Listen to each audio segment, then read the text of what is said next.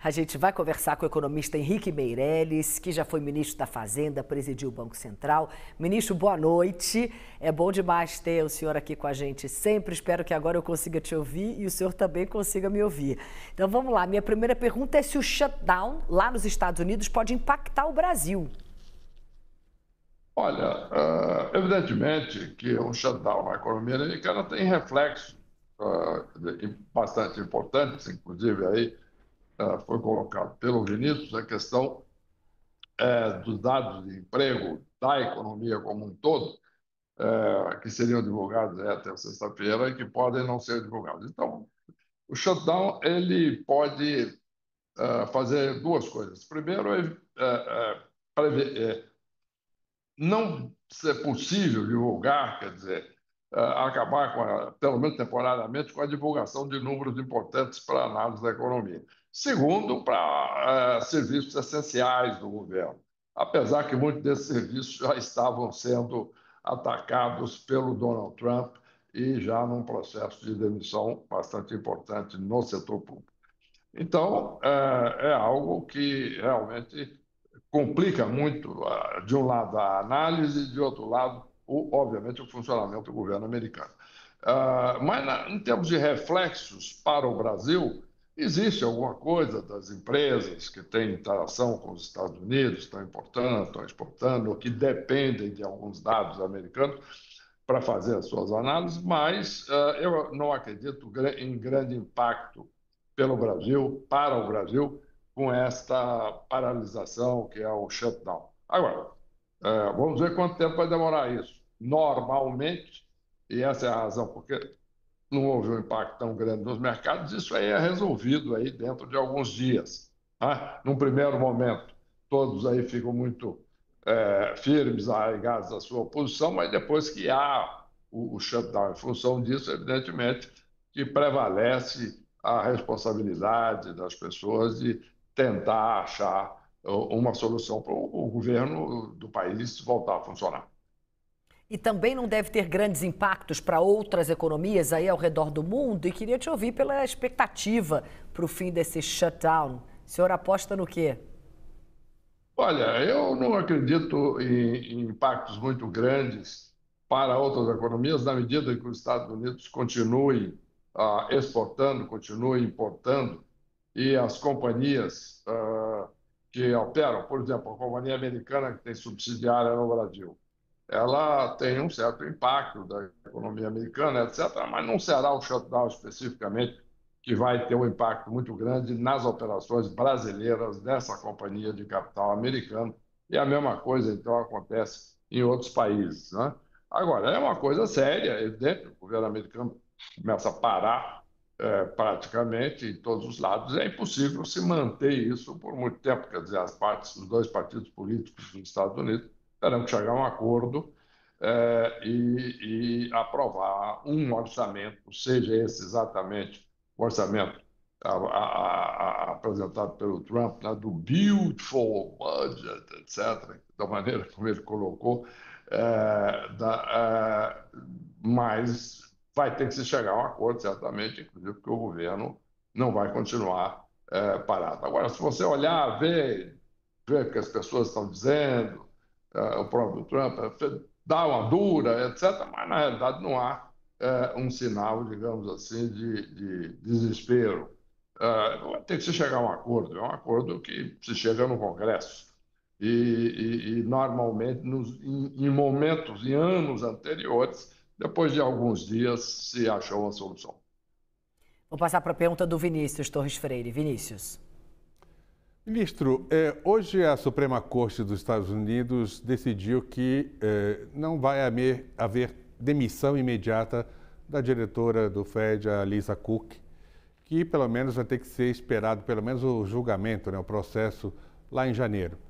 De certo modo, isso pode tranquilizar no curto prazo o pessoal do Fed, porque não vai ter demissão à vontade do pessoal de lá, o que poderia ser o caso se fosse aberto o precedente de demissão já imediata da Lisa Cook.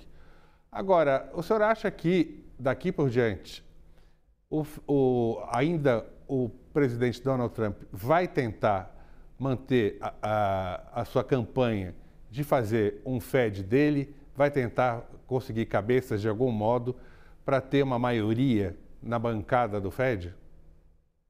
Olha, que ele vai tentar, não há dúvida. Ele realmente tem dito isso claramente. E nesse aspecto, a própria demissão da Lisa Cook seria já um passo muito grande, não só como um precedente para os outros, etc., mas a questão da formação da maioria na diretoria do FED, né? Já existem alguns diretores que apoiam uma certa moderação nos juros, etc., como quer o Trump. Então, a saída dela e ele nomeando uma pessoa no lugar já é um fator relevante, somado ao fim do mandato do Jerome Powell no próximo ano. Então, essas são as consequências mais importantes. Agora, ele está tentando, né, operar usando as regras do jogo. Ele não está quebrando as regras do jogo, dizendo, olha, eu vou demitir, ponto final. Não. Ele acusa a diretora de ter falsificado dados para conseguir uma hipoteca lá, etc., que ela fez, tomou um empréstimo hipotecário, etc. Em resumo, ele acusa a diretora de crimes reais, né?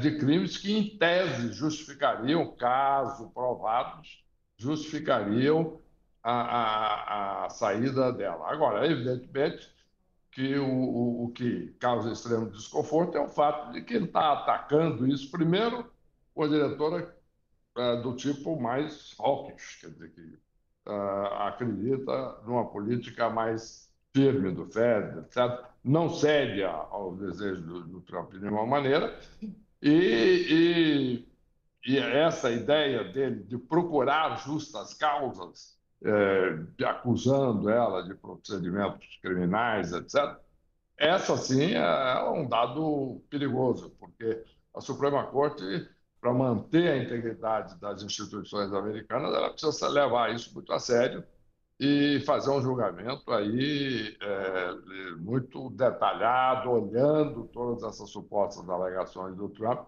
para que não prevaleça no final simplesmente uma vontade do Trump de ter um controle maior do Fed, apesar de que, na medida que os mandatos forem vencendo, certo, lá na frente, não por mágica, por forçar a barra, aqui, criar, acusar, crime e tal, mas na medida que os mandatos forem, de fato, vencendo, ele vai ter o direito de nomear primeiro o chairman e depois os demais governors do Fed.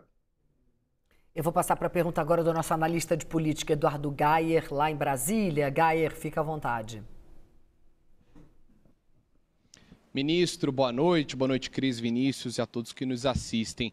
Ministro, hoje o governo federal lançou uma instrução normativa que proíbe as bets de aceitar beneficiários do Bolsa Família como usuários, como integrantes dessas plataformas. É um tema do dia que eu queria muito ouvir o senhor, porque tem uma divisão aqui em Brasília sobre isso. Uma parte diz que seria como mais uma das contrapartidas do programa Bolsa Família, como levar os filhos à escola, vacinação em dia, que, portanto, seria razoável o governo utilizar essa política pública para frear os usuários das bets, que, enfim, tem causado um problema para algumas famílias brasileiras, enquanto uma outra parte do governo diz que não, na verdade, isso aí é uma forma de regular a liberdade de quem é beneficiário do Bolsa Família e que isso feriria um pilar do programa. Queria ouvir o senhor, como ex-ministro da Fazenda, o que o senhor achou dessa iniciativa do governo federal e quais impactos nós podemos esperar na economia brasileira, se é que haverá algum, com essa medida anunciada hoje. Olha, é de fato um assunto muito controverso. Agora, de fato, restringe o livre-arbítrio e a capacidade de decisão de uma pessoa de fazer apostas, se quiser, mesmo que isso o prejudique a própria família, né? Por outro lado, aí que é um ponto importante, desde que foi criado o Bolsa Família, nem se fala mais muito nisso hoje, o Bolsa Família era condicionado a algumas coisas. Por exemplo, ter uma criança na escola, etc. O Bolsa Família ele, quando foi concebido, ele não foi concebido apenas no sentido de ajudar as pessoas, desculpe, mas de uma contrapartida. A ideia é que ajuda as pessoas, sim, dá condições de vida, mas dá condições para as famílias mandarem os filhos para a escola, etc, etc. Existia aí, no início do processo, na concepção, alguns condicionantes. E esse é um condicionante que eu até acho que poderia ser considerado razoável, no sentido de que o cidadão que recebe o auxílio para basicamente alimentar a própria família, a si mesmo, etc., ele começa a apostar esse dinheiro. Não há dúvida que, do ponto de vista de livre-arbítrio, ele pode fazer isso. Né? Agora, ele vai acreditar que vai ganhar muito e que vai melhorar as condições.